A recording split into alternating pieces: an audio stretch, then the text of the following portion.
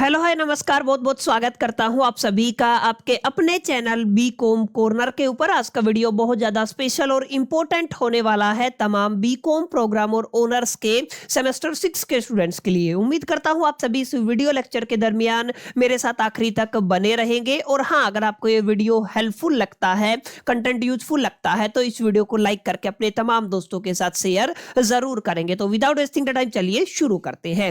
My dear friend, जैसा कि आप सभी जानते हैं, हम लोगों ने अपनी लास्ट क्लास के दरमियान आपके रजिस्ट्रेशन अंडर द जीएसटी को डिस्कस किया था। पहली क्लास के अंदर काफी फाउंडेशनल बातों को हम लोगों ने अंडरस्टैंड कर लिया था, जहां पर मैंने आप सभी के साथ डिस्कस किया था जीएसटी रजिस्ट्रेशन का अपना मीनिंग क्या होता है, हमें जीएसटी रजिस्ट्रेशन क्यों कराना चाहिए। इसके बाद हम लोगों ने देखा कुछ लीगल प्रोविजंस होते हैं, जहां पर हम लोगों ने आपके सीजीएसटी एक्ट 2017 को थोड़ा सा डिस्कस किया था। और मैंने बताया था यहां पर आप लोग सेक्शन 22 से लेके सेक्शन 30 तक काफी डिटेल में जाकर के रजिस्ट्रेशन से जुड़े हुए सेक्शंस को अंडरस्टैंड करते हैं, रजिस्ट्रेशन से जुड़े हुए प्रोविजंस को अंडरस्टैंड करते हैं। इसके अलावा हम लोगों ने बात की थी एग्जैक्टली कौन कौन से ऐसे पर्सन हैं जिनको जीएसटी रजिस्ट्रेशन करवाना मैंडेटरी नहीं होता है, यानी कि जितने भी लोग एग्जम्पशन वाले केस में आते हैं उनको डिस्कस किया था।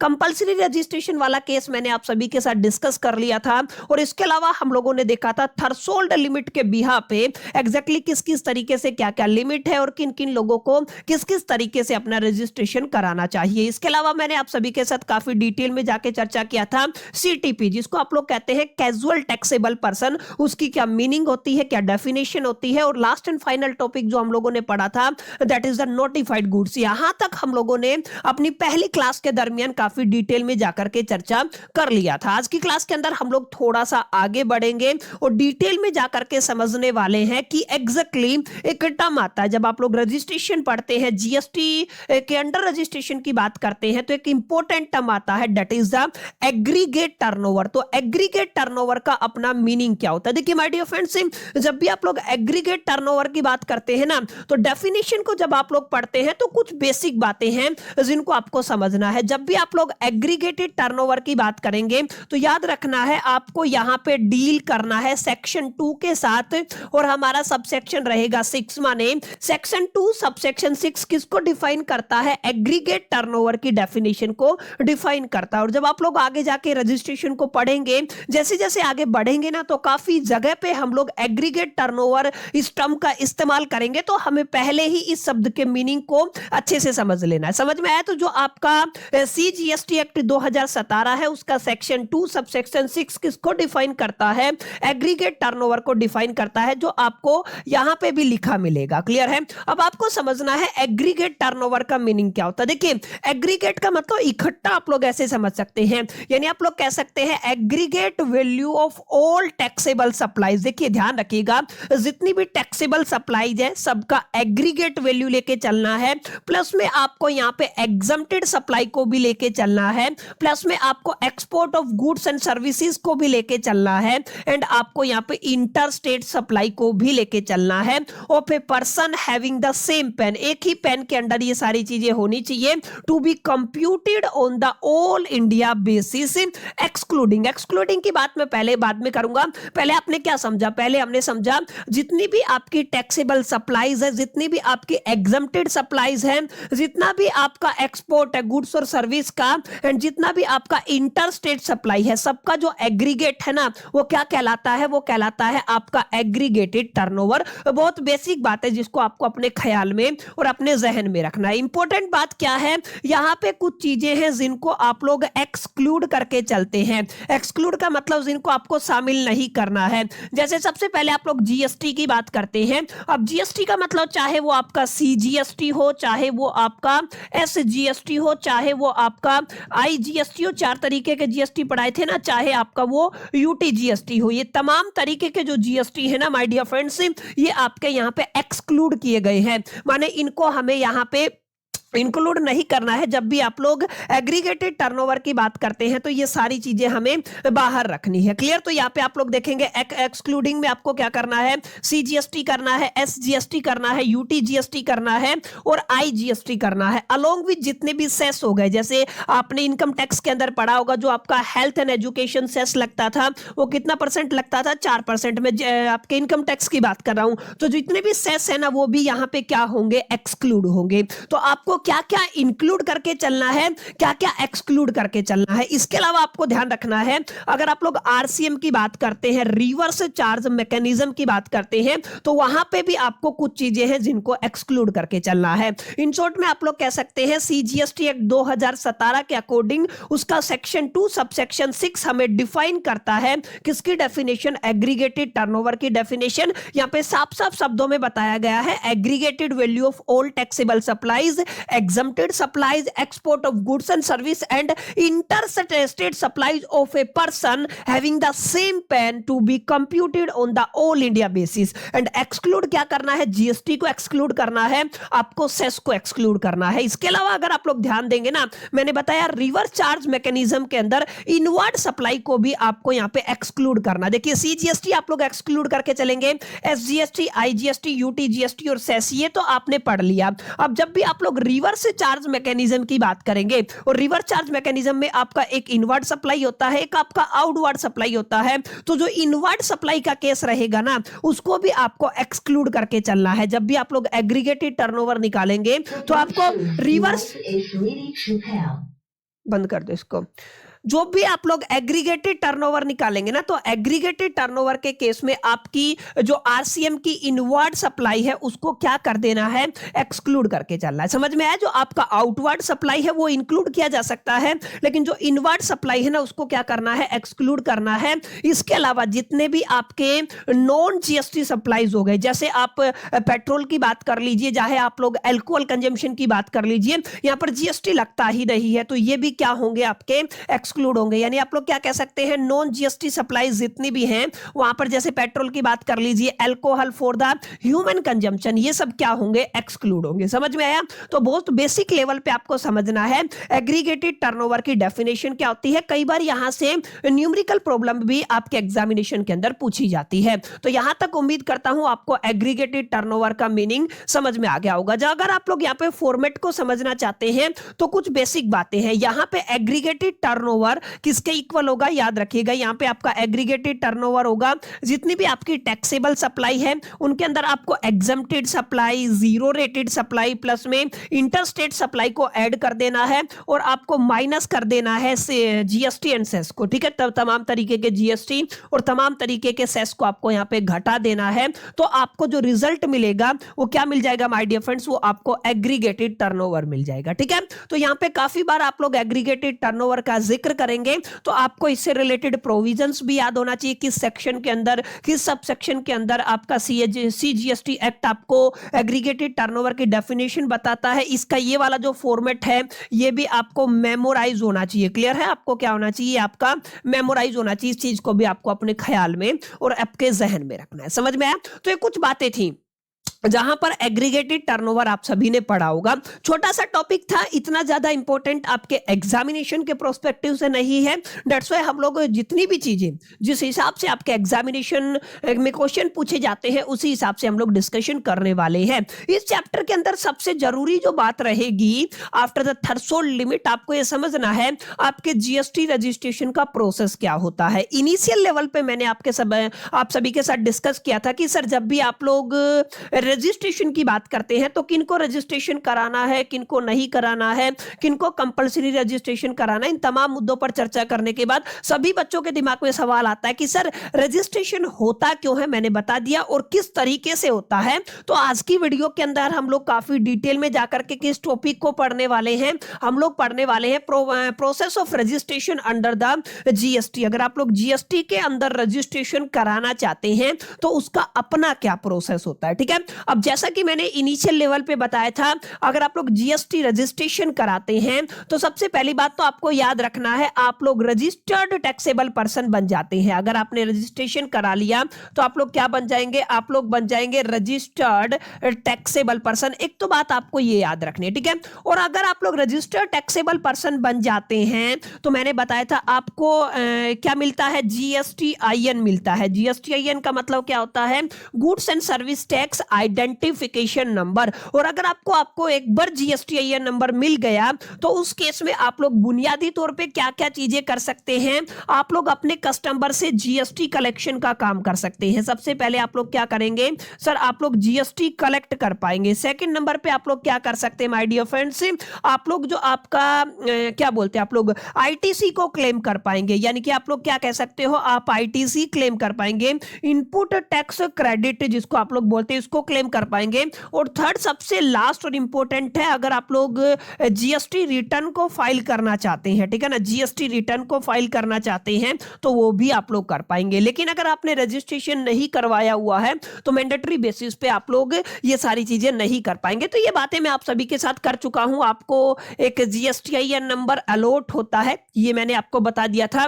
एंड ये जो प्रोसेस होता है ये गवर्न होता है अंडर द सेक्शन 22 to 30, ये भी मैं बता चुका हूं। 22 से 30 तक जो आपका सीजीएसटी एक्ट 2017 और जीएसटी सीजीएसटी रूल है, वहां पर जो सेक्शन 22 से 27 वो आपके रजिस्ट्रेशन ऑफ जीएसटी से जुड़े हुए हैं। ये क्लास शुरू हुई तभी मैंने आपको बता दिया था, समझ में आया। तो यहाँ पे फिर से हम लोगों ने ये समझ लिया कि हमें रजिस्ट्रेशन कराना क्यों है। जिन केसेस में जरूरत नहीं है उनको तो छोड़ दीजिए, लेकिन काफी ऐसे केसेस है जहां पे कंपलसरी मैंडेटरी बेसिस पे आपको अपने जीएसटी रजिस्ट्रेशन कराना होता है। अब सबसे इंपॉर्टेंट बात जो आपको याद रखनी है ना, इसको स्टार लगा के याद रखना है माय डियर फ्रेंड्स, कि यहाँ पे आपकी टाइम क्या रहेगा, time limit is more important, ठीक है ना। अगर आप लोग अप्लाई करना चाहते हैं रजिस्ट्रेशन के लिए तो यहाँ पे आपको ध्यान रखना है, अगर आप लोग सीटीपी है, यानी कि अगर आप लोग कहेंगे कैजुअल टैक्सेबल पर्सन है तो आपके लिए अलग से टाइम लिमिट रखा गया है। अगर आप लोग इसके अलावा किसी कैटेगरी में लाइक करते हैं तो आप सभी के लिए अलग से टाइम पीरियड रखा गया है।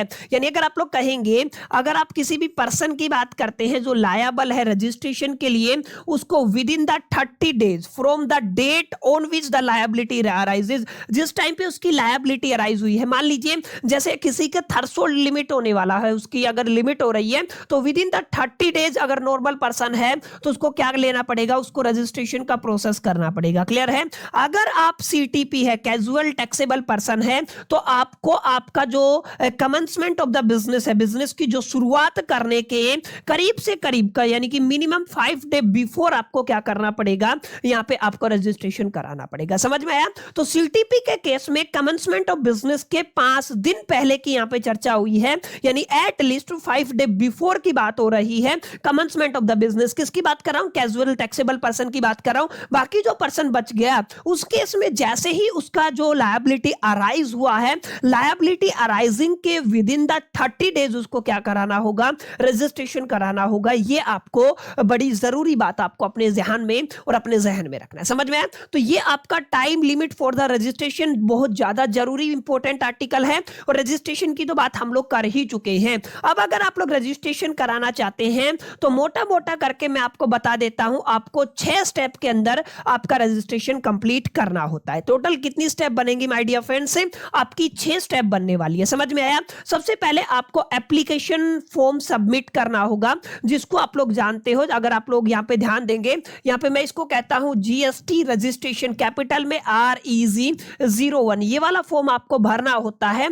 अगर आप लोग अपना रजिस्ट्रेशन कराना चाहते हैं। ठीक है। ये जो आपका सबसे पहली स्टेप में क्या करते हो, आप लोग कोई भी एप्लीकेशन सबमिट करते हो तो यहां पे भी आपको क्या करना होगा, एप्लीकेशन सबमिट करना होगा। ठीक है। तो पहली स्टेप के अंदर आपको क्या करना है, सबमिशन ऑफ द एप्लीकेशन करना है। अब यहां पे ध्यान रखना, ये एप्लीकेशन कहां पे सबमिट होगा, किस तरीके से सबमिट होगा, किस बेसिस पे सबमिट होगा, ये मैं अभी आगे आने वाले थोड़ी देर में आपको बताऊंगा। लेकिन पहली स्टेप क्या रहेगी, सबमिशन ऑफ एप्लीकेशन रहेगी। जब आप लोगों ने सबमिशन कर लिया और एक बार आपका वेरिफिकेशन हो गया, आधार ऑथेंटिफिकेशन हो गया, जिसको आप लोग आधार ऑथेंटिफिकेशन कहते हो। उसके बाद सेकंड स्टेप के अंदर आपको क्या करना होगा, आपको अपनी बिजनेस डिटेल को फर्निश करना होगा, माने बिजनेस से जुड़ी हुई जो भी जरूरी इंफॉर्मेशन है वो आपको पोर्टल पे अपलोड करनी है। और एक बार आपने जो आपकी जरूरी इंफॉर्मेशन है पोर्टल पे अपलोड कर दी, उसके बाद जितने भी आपके जरूरी डॉक्यूमेंट है, जितने भी जरूरी कागजात हैं, उनको आपको पोर्टल पे अपलोड करना पड़ेगा।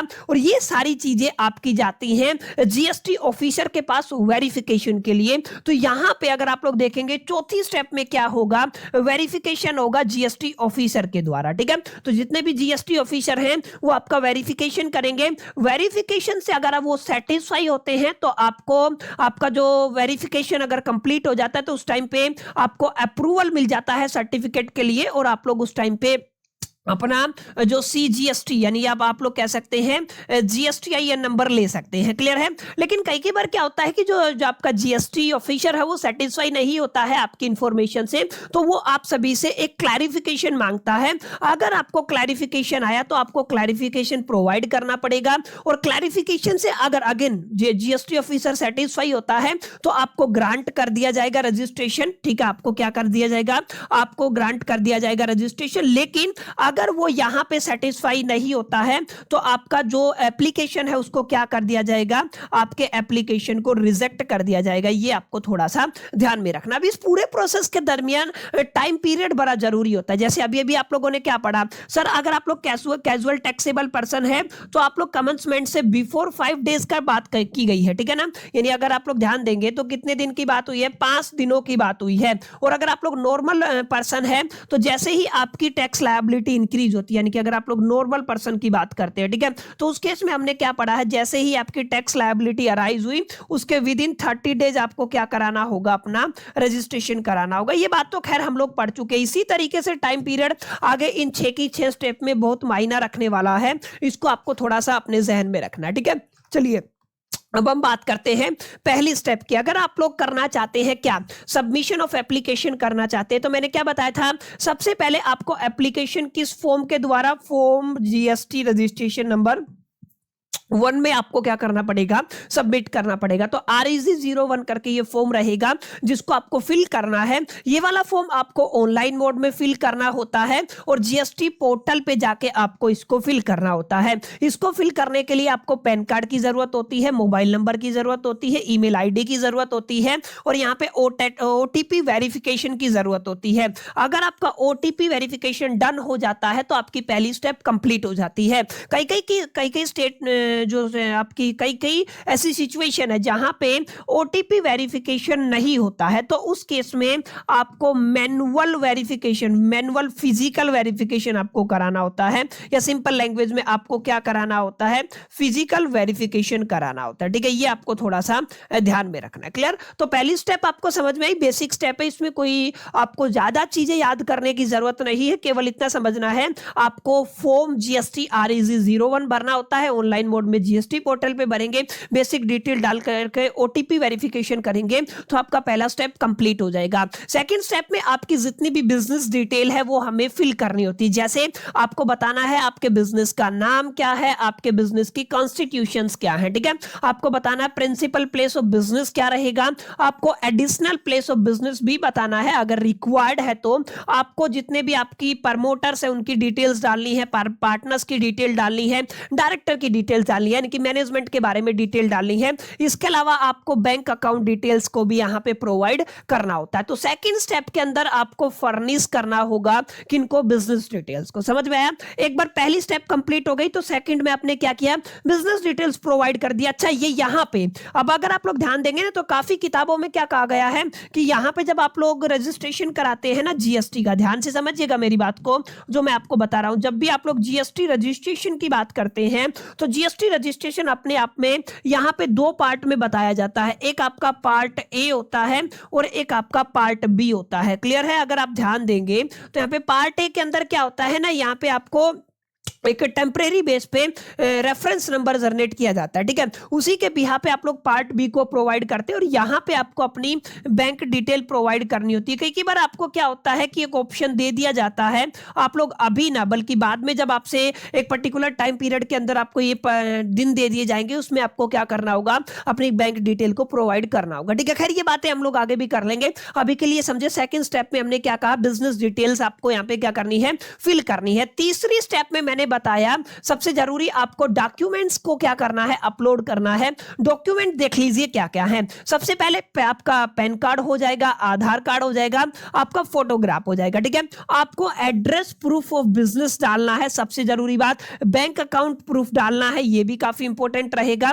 अगर आपका पार्टनरशिप अकाउंट है तो अगर आपका पार्टनरशिप बिजनेस है तो पार्टनरशिप डीड हो गया या कोई सर्टिफिकेट ऑफ इनकॉर्पोरेशन हो गया। मान लीजिए आपने किसी कंपनी का रजिस्ट्रेशन कराया हुआ है, ठीक है, तो रजिस्ट्रेशन को तो इनकॉर्पोरेशन बोलते हो। तो अगर आपने रजिस्ट्रेशन कराया हुआ है, अगर आपका रिक्वायरमेंट है, रजिस्टर्ड है, तो वो आप लोग यहाँ पे प्रोवाइड करेंगे। यानी कि ये सारे के सारे क्या कहलाते हैं, ये सारे के सारे बेसिक और इंपॉर्टेंट डॉक्यूमेंट कहलाते हैं, जिनको आपको यहाँ पे पोर्टल पे क्या करना होता है, प्रोवाइड करना होता है। अब यहाँ पे आपके डॉक्यूमेंट भी जा चुके हैं, बिजनेस की डिटेल भी जा चुकी है। अब सारी की सारी जानकारी किसके पास जाएगी, ये आपके जीएसटी ऑफिसर के पास जाती है। क्लियर है, ये आपको थोड़ा सा ध्यान में रखना है।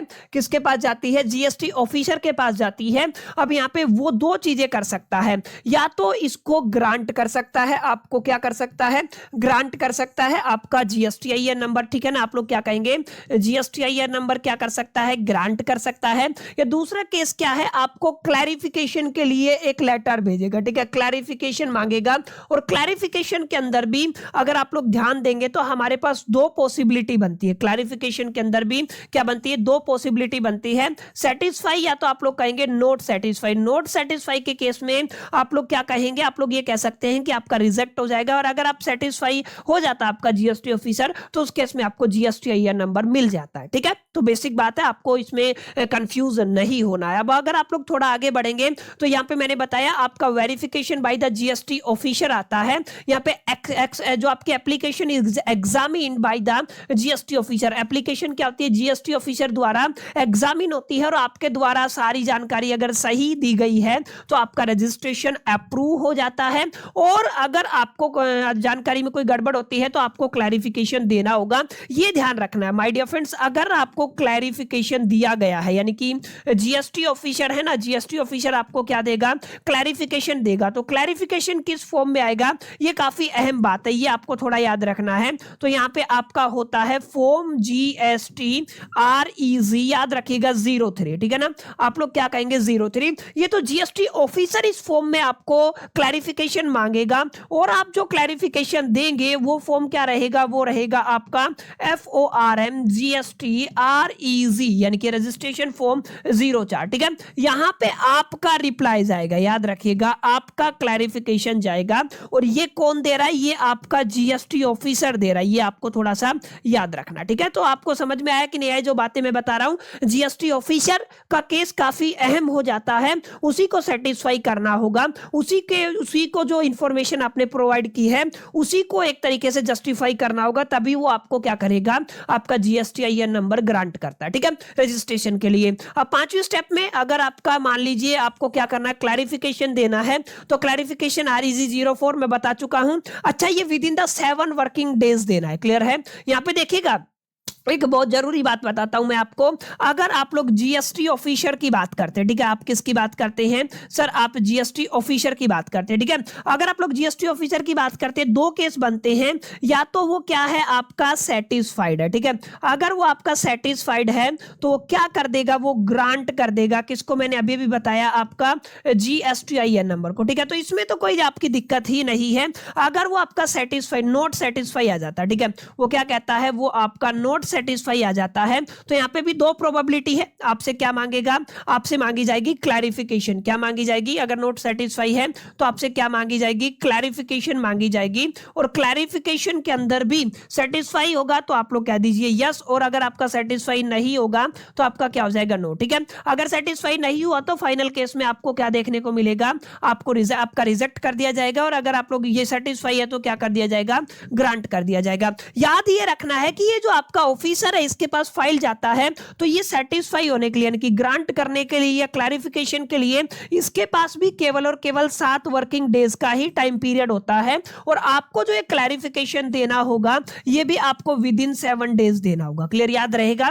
आपका जो जीएसटी ऑफिसर है उसके पास भी टोटल कितना टाइम पीरियड है आपको एक तरीके से ग्रांट करने के लिए, आपको क्लैरिफिकेशन लेटर भेजने के लिए, तो आपको 7 दिन का टाइम है और आपके पास भी कितना टाइम होता है 7 वर्किंग डेज होते हैं जिनके बिहाफ पे आपको क्या करना होगा, क्लैरिफिकेशन देना होगा। अगर आप लोग सीरियस है तो डेफिनेटली 7 वर्किंग डेज में क्या कर सकते हैं, क्लैरिफिकेशन दे सकते हैं और उस केस में माय डियर फ्रेंड्स क्या होता है, आपका रजिस्ट्रेशन ग्रांट हो जाता है। ठीक है, आपको सर्टिफिकेट ऑफ रजिस्ट्रेशन इशू कर दिया जाता है। ठीक है, और ये याद रखिएगा जो सर्टिफिकेट ऑफ रजिस्ट्रेशन है ये फॉर्म जीएसटी 06 के नाम से आपको इशू किया जाएगा, यानी कि किन में इशू किया जाएगा याद रखिएगा। आप लोग क्या कह सकते हैं, सर आपका फॉर्म है और जिसको आप लोग बोलते हैं जीएसटी REG कितना नंबर है, 06 है। क्लियर, ये आपको थोड़ा सा ध्यान में रखना। क्लियर है, यहाँ पे GSTIN नंबर आपको अलॉट किया जाता है और यहीं से registration become effective from the date liability arose. ठीक है ना, जिस डेट में आपकी लायबिलिटी अरोज हुई है, ठीक है ना, उसमें आपका क्या हो जाएगा, उसी टाइम पे आपका रजिस्ट्रेशन क्या हो जाएगा, इफेक्टिव हो जाएगा। समझ में आया? तो it's all about the process, जिसको आप लोग कहते हैं ना प्रोसीजर बोल दीजिए, प्रोसेस नहीं बोलेंगे, step by step procedure of the GST registration. ठीक है, तो कितनी स्टेप रहेंगी, 6 स्टेप रहेंगी। स्टेप नंबर 1 में एप्लीकेशन सबमिट करना है, स्टेप नंबर 2 में बिजनेस डिटेल्स डालना है, स्टेप नंबर 3 में डॉक्यूमेंट्स अपलोड करना है, स्टेप नंबर 4 में फाइल आपके जीएसटी ऑफिसर के पास जाती है और वहां पे आपको क्लैरिफिकेशन देना हो सकता है या तो आपका ग्रांट कर दिया जाएगा जो आपका GSTIN नंबर होता है। ठीक है, तो इट्स ऑल अबाउट द जो प्रोसीजर आप लोगों को समझना है, सबसे अहम जानकारी थी ये हमारी क्लास की, इसको प्लीज प्लीज अच्छे से नोट कर लीजिएगा। अब कुछ बातें हैं एडिशनल जो आपको जान लेना जरूरी है, कई बार एग्जामिनर ये सवाल आपसे डाल देता है। अब देखिएगा कुछ एडिशनल पॉइंट क्या है, एडिशनल पॉइंट है यहाँ पे कुछ केसेस में, स्पेशल केसेस में स्पेशल प्रोसीजर होता है। जैसे आप सर क्या बात कर रहे हो, मैं बात कर रहा हूं आपकी, जैसे अगर आप लोग CTP है, कैजुअल टैक्सेबल पर्सन है, या आप लोग नॉन रेजिडेंट टैक्सेबल पर्सन है, यानी कि आप लोग ये कह सकते हैं CTP के केस में प्लस में अगर आप लोग बात करते हैं नॉन रेजिडेंट की। क्लियर है, आप लोग किसकी बात कर रहे हैं माय डियर फ्रेंड्स, आप लोग नॉन रेजिडेंट टैक्सेबल पर्सन की बात कर रहे हैं। ठीक है, तो इन दोनों के केस में आपका प्रोसेस सेम रहेगा, नॉन रेजिडेंट टैक्सेबल पर्सन के केस में और आपका जो कैजुअल टैक्सेबल पर्सन है, इन दोनों के केस में आपकी दोनों सिचुएशन सेम रहेंगी।